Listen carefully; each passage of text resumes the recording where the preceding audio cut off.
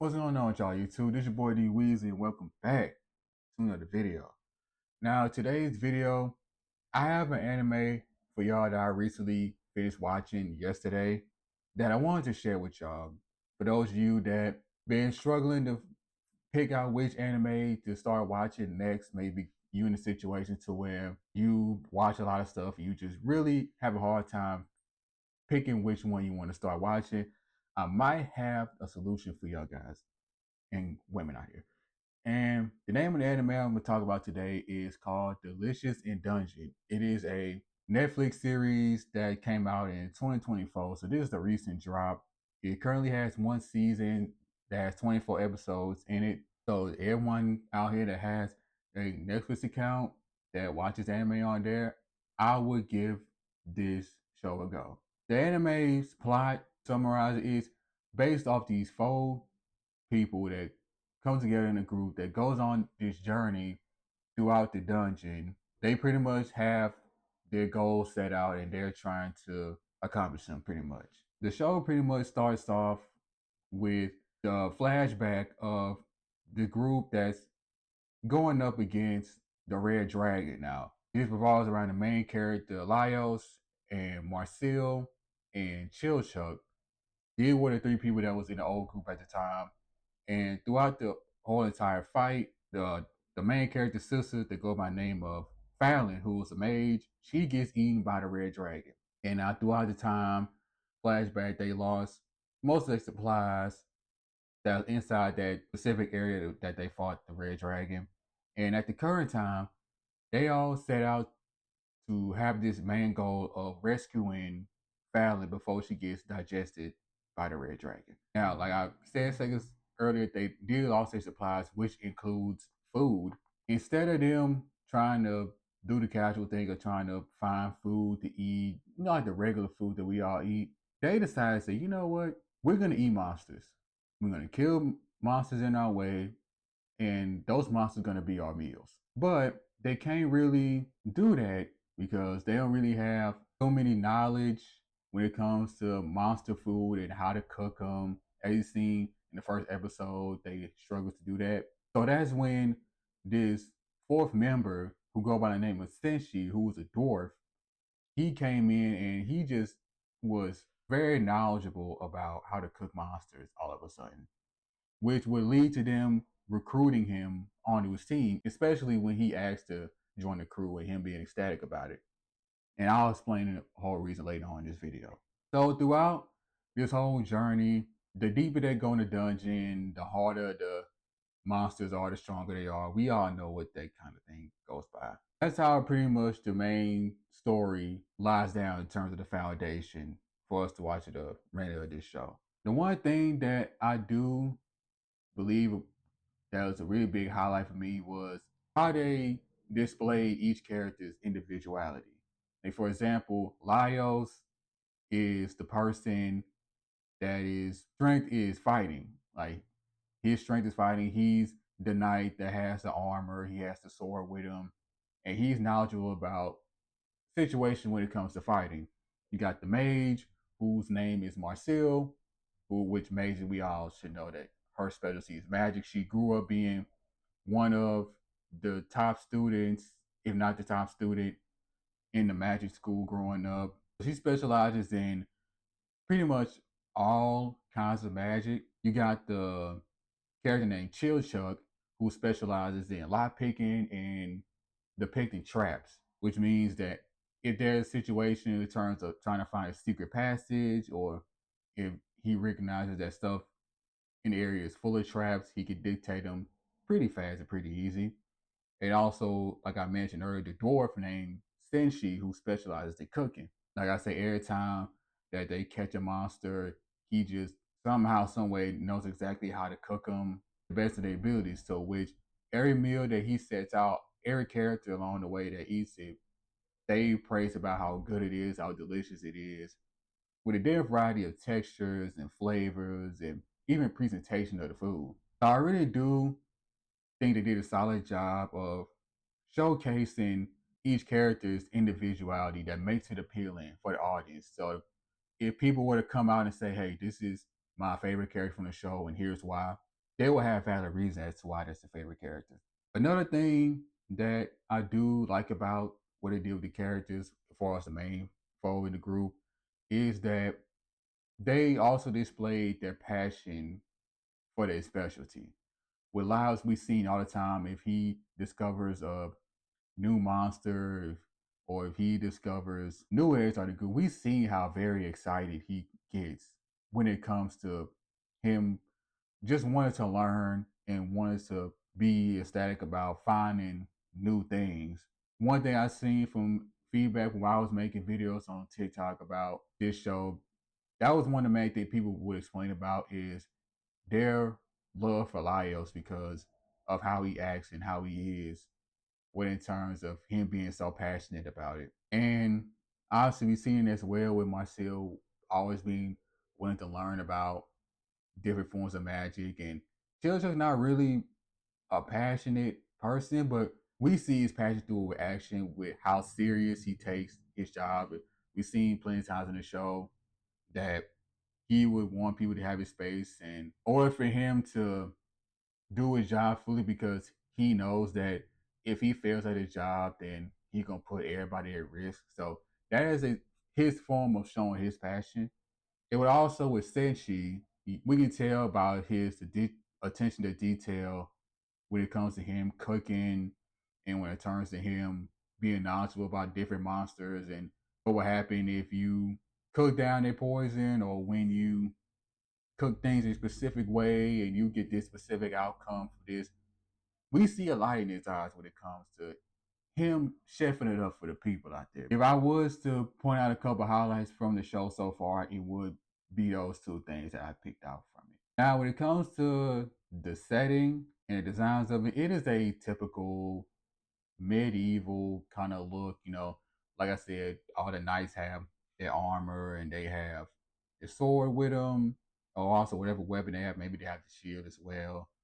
And we've seen the background, a lot of brick wall buildings and castles, and a lot of places that look like the middle of nowhere. But we all know what the middle of nowhere looks like. They have that as well. So the setting is pretty typical about it, which that shouldn't be a big drawback to people because we've seen this stuff all the time and we kind of just know that that's the norm in most cases. So I don't think that's just a bad, really.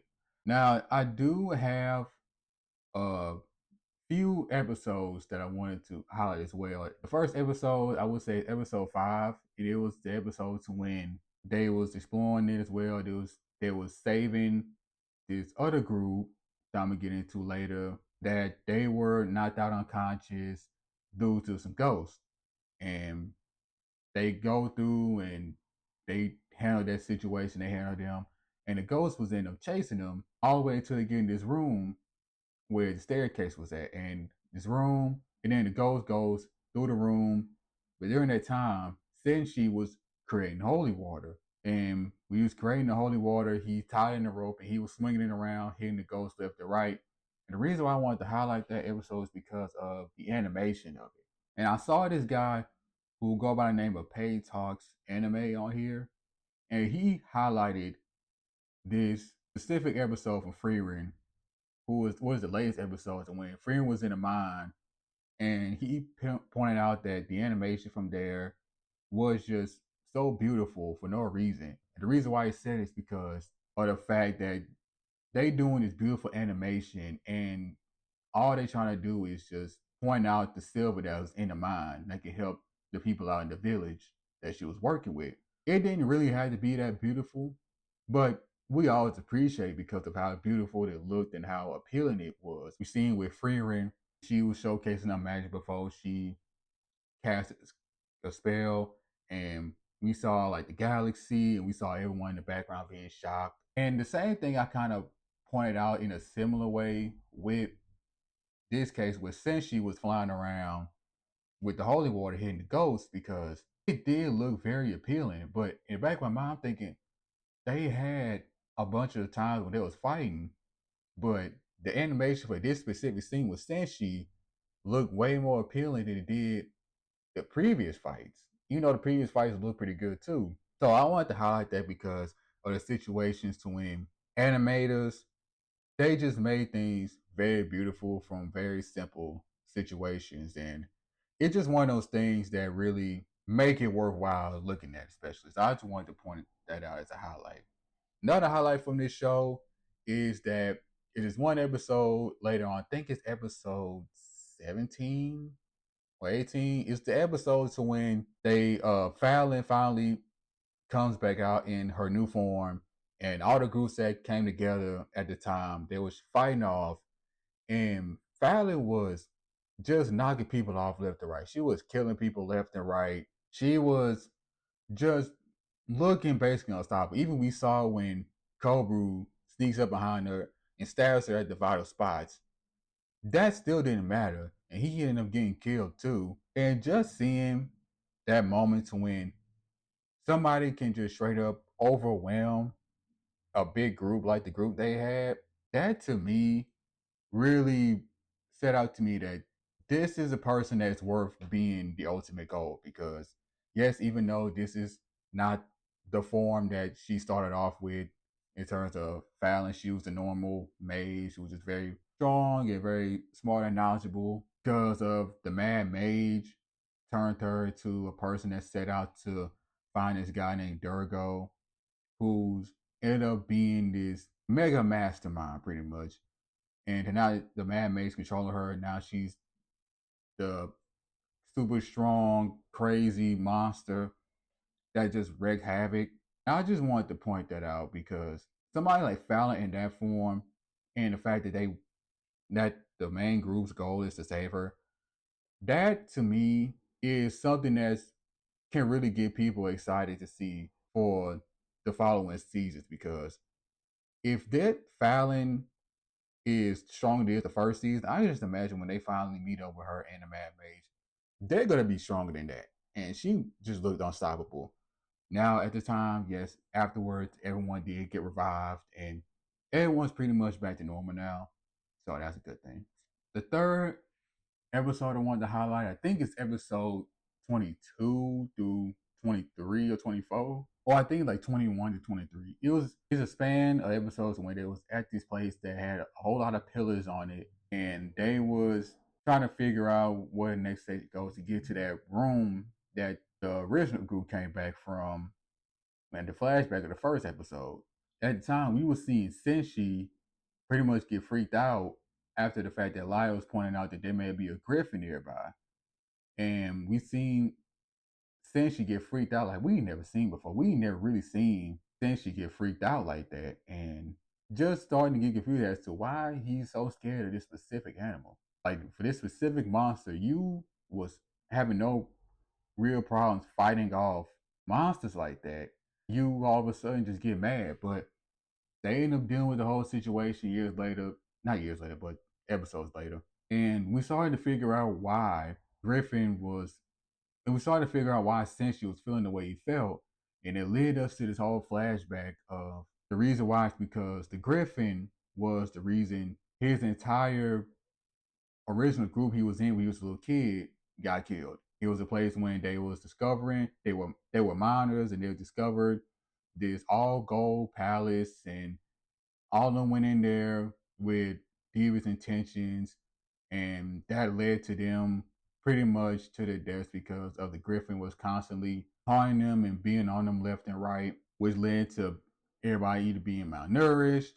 It led to them having to straight up just get killed left and right, which leads to essentially being the only survivor because he linked up with the orcs, and at first the orcs tracked him, but essentially ended up convincing them to be on his good side, and they both linked together. They eventually helped Senshi escape, pretty much. Another thing about that is fast forward to when they killed a griffin and they cooked them the exact same way how the original group with Senshi cooked the griffin that they kept giving them problems.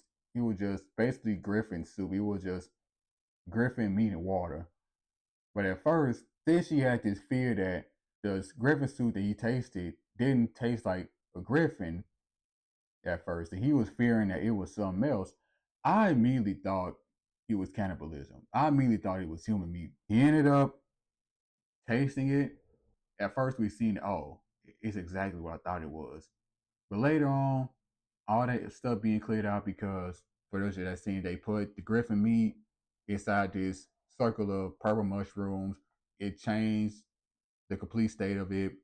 It became a completely different cut of meat, and they cooked that, and it ended up actually being what ended up not actually being cannibalism as I first thought it was. So thankfully it wasn't, because if it was cannibalism, it would have been crazy deep. So in another episode I wanted to highlight is the episode that Chill Chuck got stuck in that room because of the mimic that was kept bothering him all night. I'm starting to think that that's the episode that made Chill Chuck my favorite character, because I don't know if it's just me, but if it's just one thing that you see and point out that you just constantly want to avoid it, don't even think about it. It's just the thought of whatever I'm trying to avoid. It will burn in my brain the entire time after the fact that I've pointed it out. And then I'll get to the point to when I'll just say, you know what? I'm just going ahead and see what it's about, because it's bothering me all night. I'm just going to go ahead and just deal with it so I don't have to think about it. And that will lead to Chill Chuck getting trapped inside this room, and now he has to figure out the 4 keys in order for him to leave that room, with him having to push in the 4 bricks in order.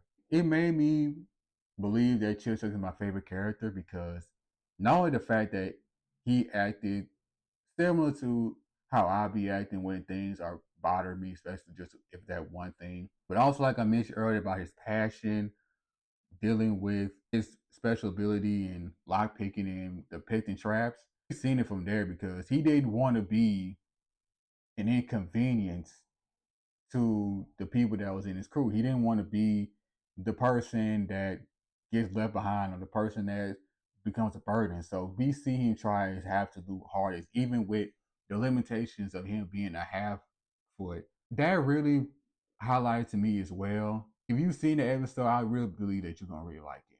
And also the one episode to when him and that orc had that whole conversation about Churchill wanted to lead a group behind, and that's that third. But that's another topic for another day. Going back to the things, the one thing that I do think that they could have did better, in my opinion, even though all the highlights of it, is that second group with Cabru. I wish they would showcase their strength mode, because most of the time when they been showcased, they was always unconscious. They was unconscious in the water. They was unconscious the first go around with one of the first levels of the dungeon.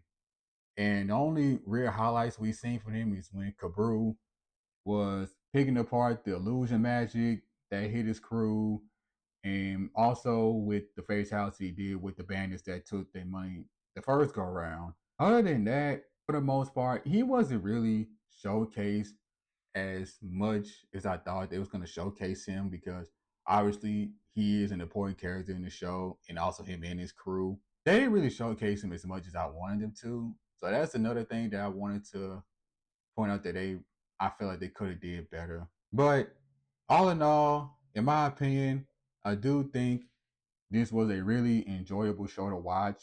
I do believe that this show, if I had to summarize this show in one sentence, I would say that this show embodies the power of food.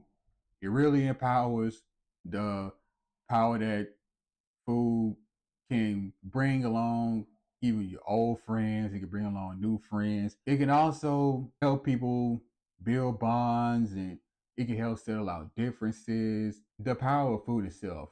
It's not just the fact that the power of food is the ability to satisfy people, the ability to fill up stomachs. It also symbolizes that power of food, especially like good food, as all the time that we've seen when Senshi cooking a food, all the characters that tried it, they always say it's delicious. They always rave about it. And the only time we would see someone like talk bad about it is when that one picky character, name, I think her name was Izushi or Izusushi. It starts with an I. I'm misspelling her name. I know that, but it's just the fact that she's a picky eater. But really, outside of that, she even raved about the foods that she tried and how delicious it was. But all in all, if you're a person that's really into food, or you're a person that's really into unorthodox ways of friendship and togetherness and bonding, this and the third, I would highly recommend this show for you because I like the unorthodox appeal that they went about in this show, and especially with Lyles and his ways, and also the fact that they started to have this idea of eating monsters instead of eating regular food because of them losing regular food in the first episode of the show with the flashback. So I do think for all y'all out here that have a Netflix account and they are struggling to figure out which anime to watch next, this show is definitely for you, in words of me. So yeah, man, let me know what y'all thoughts about Delicious in Dungeons. For those of you who watched it, did you enjoy it? Did you not enjoy it? Why or why not? Let me know your favorite character, or favorite episode. It can be whatever, it can be your favorite. What are your highlights of it? What are your lowlights of it? I wanted to get some feedback from this show because I really enjoyed it. I want to hear what you guys think. And with that being said, if you want to do the things that every YouTuber say at the end of their videos, you can do that or not. Like I always say, y'all grown. Y'all can do whatever y'all want. With that being said, I will see y'all in the next episode. Peace out, y'all.